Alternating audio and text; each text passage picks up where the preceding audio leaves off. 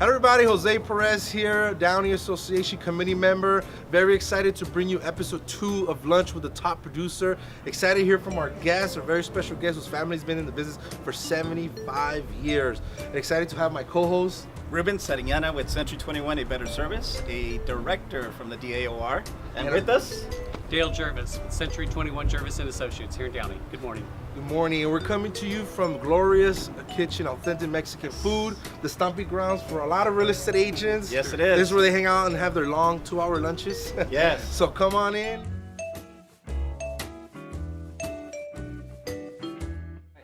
Dale, again, thank you very much for being here with us this morning. Thank you. I know Yes. you took time from your busy schedule. Very nice to We be here. appreciate you that you're giving back to our fans. Again, guys, completely unscripted. We're Uncanned. here, uncanned presentations, Yes. other than what we train you to do, right? There you go. But we want to hear about you, who you are, who Dale Jervis is, and your charisma, because I've heard a lot of great things. I have good admiration towards you. For a Thank lot you. of great things about your office. So Absolutely. coming from a broker to broker. And first question I want to ask you is, how long have you been in the business? And how did you get started in the business? Well, the years are a closely guarded secret. I don't talk about that too much, but it's been a while. No, actually, I got in the business in 1983, and I started. So you started when you were 2 years old? Something Is like that. What that. it was? See? 2 years old. 2 years old. Are you speaking from your heart? Yes. You look very young. You look very young. I started when I started college, so I began actually going to school to become a chiropractor. Oh, So wow. I went to Whittier College over here and studied in biology and did all that. But in our family, because it's a third generation, we everyone got their license and worked through college. So you were doing chiropractic work and Well, no, still- I was just going to college. You were just going to And college. then after 4 years of being in real estate, I kind of decided I think that's a better fit for me. And you moved that's back into the real estate so world. I got my degree in biology and moved and just got right into real estate. So I've been doing it ever since. So you follow the family business, huh? Mm-hmm. How long has your family been in the business now? We just celebrated our 75th year. 75 years. Yeah. 75 so that's, years. That's So what you- it is. legacy right I there. actually remember when it was on Atlantic, back in Maywood, Right by the Maywood, church. California. right by the church. That's right. Yeah, it was right I over there remember a that. long time. Yeah. And Ruben was telling me how your family had a huge impact in that community back Absolutely. in the days, right? Yeah, I still get people that have said, "Oh, your family sold our grandparents their house in Bell Wow. or Maywood or something." Wow, so that's Yeah, amazing, it's guys. an interesting 75 legacy. years. Yes, it's nice. That's amazing. So Dale, we like to bring value to the client. What do you think? We want you to share what's been one of your lowest points in this business, where your mind and your mindset was tested and you were like getting ready to throw in the towel, if you even had that moment. You know, not all of us have. And what made you get out of that state of mind to get to the next level? Because you've been in the business for a very long time and continue to I'm be sure a there's top been some producer. valleys. Yes. Yes. Ups and downs, right? So share with our members what was one of the low points and what made you kind of get out of that. I think probably, as everyone in real estate goes through, the ups and downs are almost daily. You can have such a roller coaster day, week, month. That's a good point. That Yes. it- Every day. Every Yeah, day. and- You could have some highs and some lows. Exactly, and it's so unrelated to you sometimes. You know, you can do all the right things, and that deal falls out that you just got going. You can just not have done the right things, and somebody calls you out of the blue. Well, I've always felt having a good line of prospects, a good steady stream of people calling you, which is only done through prospecting, is a good way to kind of boost your spirit. Because as soon as you lose that one deal, somebody else calls and says, "Hey, I talked to you 6 months ago, and I think I'm ready to move." And that again puts that teeter-totter back in sync and takes that deal that fell out. You have something new to work on. new work. Yep. And having that steady stream can make a big difference in your attitude and also in your business. You said something key, attitude, right? Attitude's number one. That's what we always tell people. Your attitude is determined as your actions. And if you have a bad attitude, you're going to have a bad business. That's right. Now, when you decided to, I think one of the things that people don't understand is that you had to make a name for yourself as well. Yes. Right? Because, you know, I'm a second generation in the real estate industry, and when I first got into the business, they always said, "Oh, you're related to David," and "Oh, you're David's nephew." And then it took me like several years to actually make a name for yourself. What did you do to do that? Because obviously there had to be a point where you made a name for yourself. Yeah, I think now it's a little easier. I think with all the social media, you can really make a distinctive impact with your own branding and your own way of doing business. The way I had to do it, I think, was probably just the more old-fashioned way. There was a lot of newspaper ads back then, a lot of postcards, direct mailing, and a lot of door knocking. And I think that alone was a way that, yeah, you might know all these other people with the same last name, but I'm here now. I'm the one you met at the open house. I'm the one who did the CMA for you, who showed you property. Okay. So that kind of then began to differentiate me as Dale Jervis versus just Going one of out them. there and just And it's hitting even the harder ground. because we've got 4 Jervises with the same first names with the same first letter. Oh, wow. There's Don, David, Dale. So people sometimes are like, I don't know, it's one of them. You don't know which one. Yeah, what they call. So you have to kind of work that through a little bit. Yeah, and I do remember because I think I had seen a few listings and there was a bunch of Jervis, right? And it's good to finally meet the Dell. So, Good. and put a face behind the name, you know? Yeah, well, thank you. Yeah, So it's been we fun. appreciate that, you know? Right. Did you know that Dale has a significant name in Spanish? Really? Yeah. Dale. Dale. Dale. And what does that mean? Dale. That means go. Go. Oh, do go. it. That's a Do good it. one. I need to work Yes. with that one a little bit more. Yeah. I'm glad you brought that up because it's true, right? Yeah. Exactly. I'm going to use that. Well, for my next- not everyone can. Yeah. But no, it's been good. And the marketing, I think, is important too. You have to get some sort of direct link that kind of ties in what you stand for, what your business is going to represent, and have that be a singular message. I started one a long time ago, just, it's not that everybody remembers the actual message or the actual picture or the logo, but they might remember one of them. And when you have all 3 of them together, on your flyers, on your brochures, on your signs, on your networking, on your social media, it kind of they just feel a little more comfortable, I think, clients, when they have somebody that they've seen in the business for a while Nice. and done doing something. That's And that true. you can do whether you've been in the business 5 years or 2 years or 20 You're years. saying consistency with what you put out there, right? Some On sort your of marketing. consistent message. Consistent message. Key right there for you guys. Have a consistent message when you're out there so you can build the trust, right? 'Cause that's Yeah. what you had to identify yourself with. Yeah, because you only have a few seconds really to get people's attention on Facebook or in the newspaper or when they're driving or looking around at different properties on Zillow and stuff like that. So you have to have something that, not just the property, but also something that ties them to you for future business. Now, let me ask you, Dale, you come from a family that's been in the business for a long time, and I'm pretty sure there's a lot of pressure that comes with that. Expectations. Expectations. What Right. were some of those expectations that your family put that you had to, had to break away from or build from?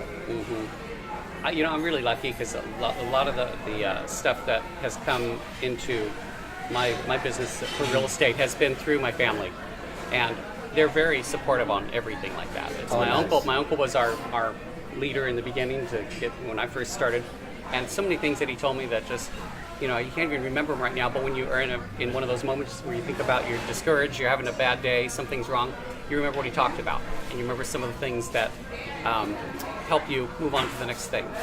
And I think one of the things that my family instilled in me that I see a lot of agents maybe not doing as much as they could is, while you might know how to sell real estate, do you know how to buy it?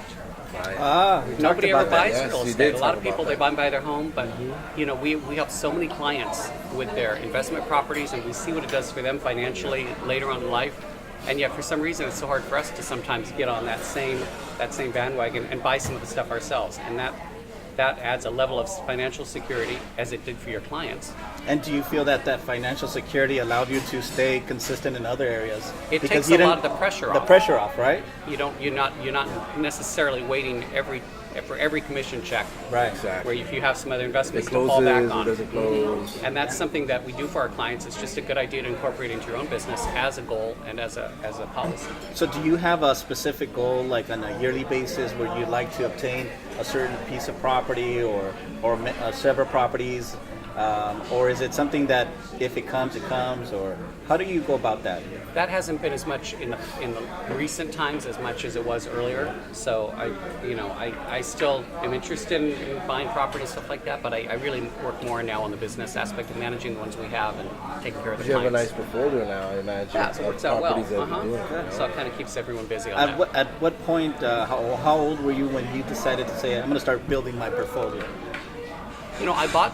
I bought my first piece of property right 2 years after college, so that was pretty early. That So was you just- start early on. There's the people that don't start early on. They wait when the opportunity passes, So that's key for you guys. 2 years into the business, and he acquired his first piece of property. That's amazing. So that was good. But I think for business-wise, it took probably about 5 to 8 years to kind of get situated in business and feel comfortable with that. And that's the next step was probably, I think, to get an assistant.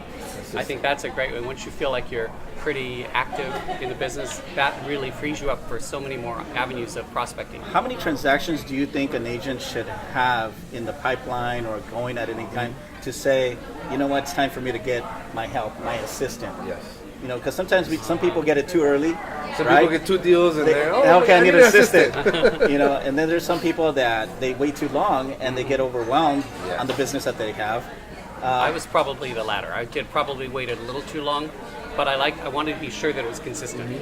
I wanted to be sure. And I think once you do have a little opportunity to run your own business, in those 2 years, maybe before you start, when you're thinking that you want to get an assistant, get your systems in place. Because once you get an assistant, you need to tell them what to do and how to do it, right? And when to do it. And when to do it. It's funny. I just saw the movie, The Founder, right? And I always talked about systems. The systems is an acronym.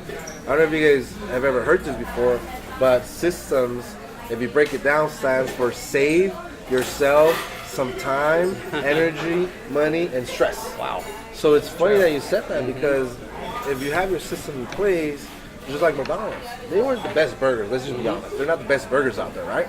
But they had a system, and you can count on that system in each plate. And the irony is that you travel, and if you see a McDonald's, you recognize the system. You recognize the system, exactly. And it was their proprietary system. So I'm glad. And that when you're in doubt, especially like you said, when you're in traveling and you don't know, there may be a lot of other better places around, but you don't have time to really research which has the best hamburger. You're just going through town for a moment, and you'll fast. Stick with McDonald's because you know it. You already trust know, it. and you it's trust it. No name. Trust. Trust is key. Yes. He already shared trust was number one.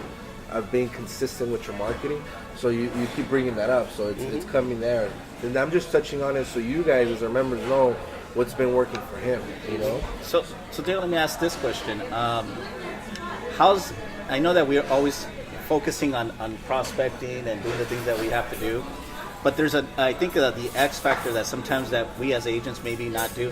How important networking was for you, like meeting people outside our realm of real estate? Has that been a piece of that you did that helped your business sustain it? Definitely. A lot of the different networking things that aren't even considered networking things just become, I think, a good source of revenue and a good source of a good source of new clients.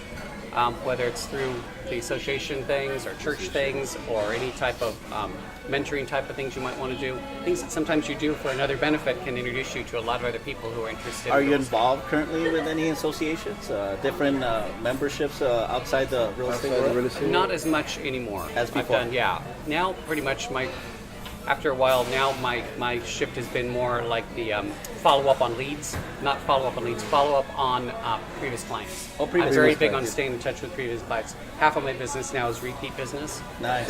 But you have to stay in touch with them. And a lot of the programs like from Brian Buffini, I'm big on that. Okay. I was going to ask you to share some of the stuff that you do to keep in touch with them. Yeah, so I don't do much of the cold calling anymore. A lot of the prospecting stuff that I do is more based on online, just more of a casual type of way to do it. Just staying exposed.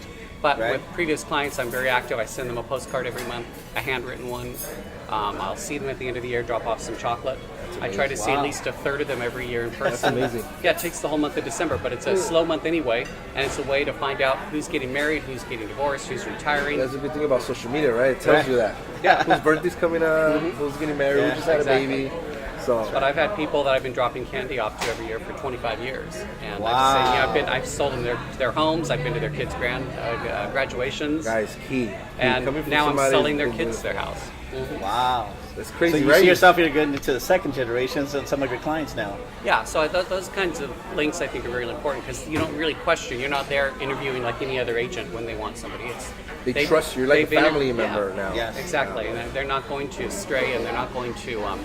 And even if they don't ever buy anything again, they have kids, family, friends, co-workers who they're going to say, you know what, you've got to call this guy.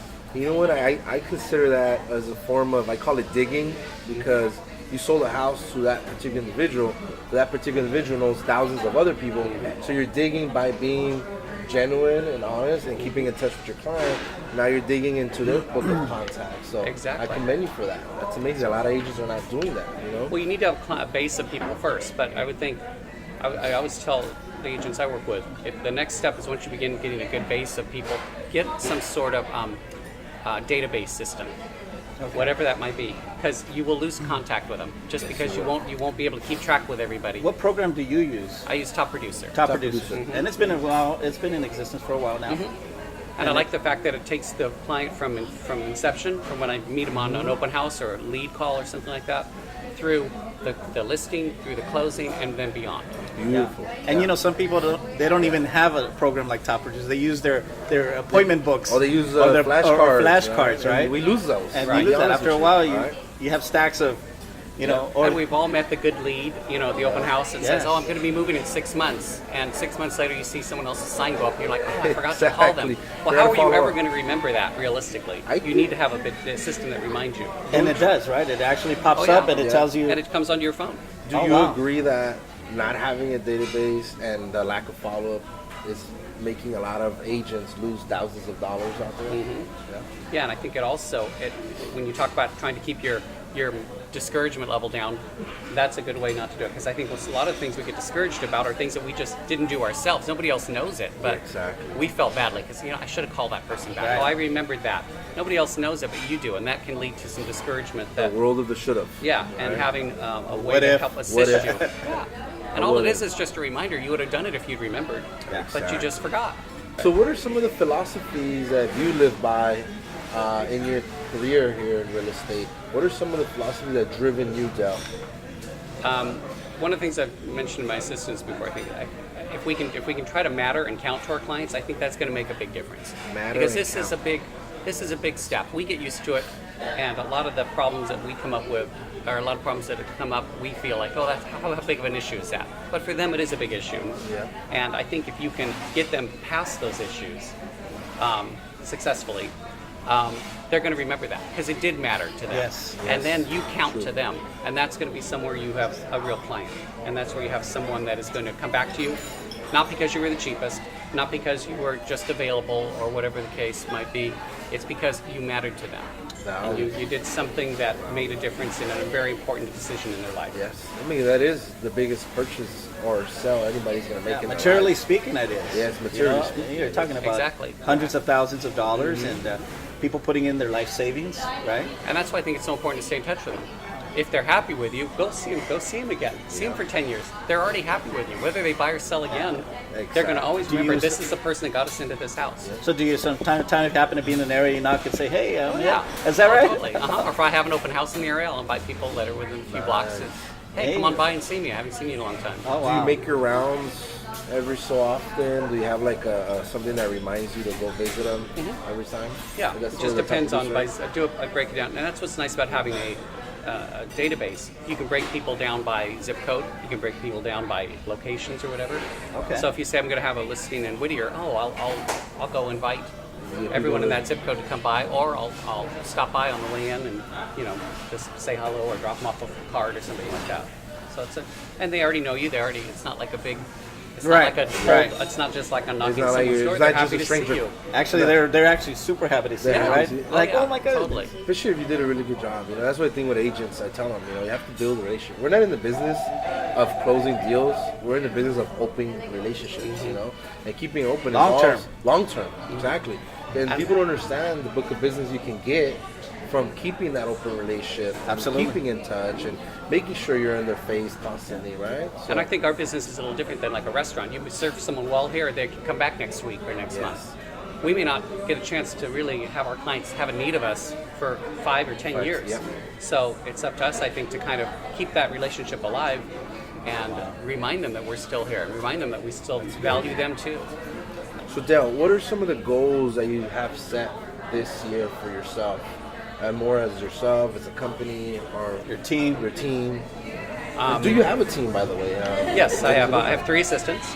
3 assistants. They're all licensed, so it makes it very easy to have help for open houses and for buyer leads and those kinds of things. I am trying to really work this year more on selling leads or listing leads.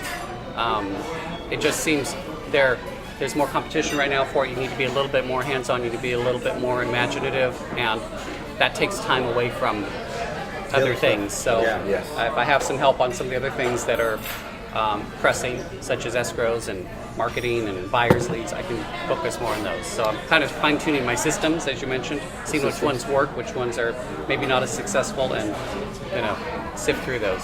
See? So going after listings, are there any specific or certain programs or systems that you have in place aside from talking to your past clients that you're also pursuing? Yeah, I've been trying to work on some of the ones that are focusing more on predictive marketing. Okay. People that are maybe Predictive marketing. yeah, I've never heard of that. if they kind of track people to see what they're doing online. Are they looking for new areas, new houses? Are they looking for real estate agents? Okay. And you can kind of hone in on Gauge. those people if they're kind of getting ready for that, or divorce, or if they're looking to get a bigger home, a downsize, whatever the case may be. But those sometimes are several months or years in the pipeline. the pipeline. So you do have to kind of set that up a little bit differently than the usual person that just comes in and says, yeah, I'm going to be looking to sell next month. So how important is it for a real estate agent to invest back into their business? That's a tough one. I'm more open to that. I have taken, anytime a seminar comes along, I always would take it. You'll take it. Yeah. Some of them are, I didn't get anything out of them. Some I only got one thing. But that one thing sometimes has made me a lot of money. The game changer that you were exactly. there, right? You don't And know which changed one's my going to be the business. game changer. So I think when you have the time, especially if you're new, learn, read, do some of the things. You can do a lot of these things that kind of will help you shift your goals into what makes sense for you, and then have it be your business. So Because it does have to be your business. Would you then say it is super important for an agent to have what we call product knowledge? Exactly. You Totally. know, like if you know what a probate is, or a reverse mortgage, how does a 1031 exchange? And if you don't, go to a seminar. Yes. It's 3 Learn days, it. and you'll learn probates. Learn And it. I'm telling you, it's so weird. You'll take the seminar, and within 2 months, someone will say, do you know anything about probates? And you'll be like, I do. I do. I do. Recently, we had a probate training, and the gentleman that was speaking shared a lot of things that a lot of our agents weren't aware about. How to take title when you're married, and it was definitely an eye opener. So it's a great thing that you attend those events. Like you said, not all of them are going to be valuable, but you never know which one is. So you want to attend as many as you can. And I think if you're going to ask people to knock on their doors or talk to them or engage them in any sense of, something that matters, you have to have something to talk about. Yes. You can't just always talk about, do you want to sell? Absolutely. Do you want to buy? Yes. Oh, no, I don't, but my son passed away. Oh, do they have a trust or probate? Oh, okay, da-da-da. You can talk about that. Or if you're talking about any type of, that transfer of property taxes, Yes. or 1031 exchanges. While you're new, those are a good time to learn those things, because those are going to come up, and it's always better to have a little bit. You don't have to know everything, but just know what they're talking about. Right. And know at least some basics. To be able to have a conversation, and they'll call you back, and they'll want to know more about it. And that's key, because you get asked all kinds of questions because they expect you to be the expert, and it's okay sometimes to not know, but at least now you have, because of that presentation, somewhere to go to get that information that they're asking Exactly, for. and they'll appreciate that. Yes, they will. Honesty, always. Yeah, right? absolutely. So we've been having some amazing conversations here with my buddy Dell. It's great getting to know you, and I know the been members fun. are enjoying it as well. So when we conclude, what do you feel that you owe the success you've been having consistently every single year? Your name carries a big weight, but you as an individual, you've been able to consistently be a top producing agent. And what do you feel that you owe that to? I would say probably just based on the fact that we mentioned our company's been around for 75 years, family owned. I think I'm geared more long term. So whether it's clients or agents or whatever, most of our agents have been with us a very long time. And so I think most of my clients have been with me a long time. And I like having that ability to stay in touch with them, focus on their needs, and kind of build a real circle of clients that are happy with you and that want to use you and will refer you out. So you really saw it, and they see this as a career Exactly. versus a job. Well said. A lot of people, they may see it only for a 2 to 5 year period, want to hit and run, make some money, and let's move on. But Right. you saw it more as a career. And Yeah, so when things come up, it's not that I'm going to leave it. It's just I need to redirect, I need to refocus, and regroup. And people see the passion that you have for real estate. I think that's number one, and it's very important. You come in this business, a lot of people want to come in because of the money, and they see money, and Absolutely. you know, clients see dollar signs in people's forehead. And when Yes. you come in the desperate money mode, as opposed to how you have Service-oriented. service-oriented, passionate, I think that's a huge defining factor. You know. Thank you. I think So in conclusion, Well, let me ask this, Dale. When we're obviously wrapping up. We talked in the first series about the newer agent. What would you say the middle agent, that agent that has been in the business 2 years to 4 years, 5 years, doing their business, maybe not excelling as much as, what would you tell that group to get to that next level of consistency? What would you tell them? I think, like we touched on before, one of the first things I think to look at would be an assistant. It not only helps you out in terms of the day-to-day activities, but it revitalizes you because you're teaching somebody else. You have somebody else now that's a partner in the business with you. Having a system on a database or something, keep track of your previous clients. Don't lose touch with them. After 5 years, you might think an index card thing is fine, but after 7, 8, 9 years, you're going to forget these people, and it's too hard to be able to keep in touch with everybody. Have something in play on that, and also move into a situation where you start contacting these older clients. Not so much for their business, but for their referrals. So many of them are happy to give you names and refer your name out once you ask them. That you shared earlier that there's some people that would do business again with their agent, but because the agent hasn't followed up with them, they don't. Happens all the time. So don't be one of those agents. Stay in touch with your people. They like you, they want to use you again, and they'll probably refer somebody else to you in the course of your career. And that's a nugget there if you want one. there you guys have it. You know, it's been an honor giving of your time, giving of your value, of your knowledge to our members. I hope you guys enjoyed it. Again, the food was amazing here at Gloria's. Yes, it was. The content of Mr. Dell here was amazing. Dale. It's been great. Dale. Of Dale. I learned a new word. It's been great working with Ruben. Absolutely. So if you guys have any questions, anything you guys want to ask Dell, please leave them in the comments below, and we'll make sure those questions get to him. Okay? Hope you guys have an amazing day. Thank you again. Bye.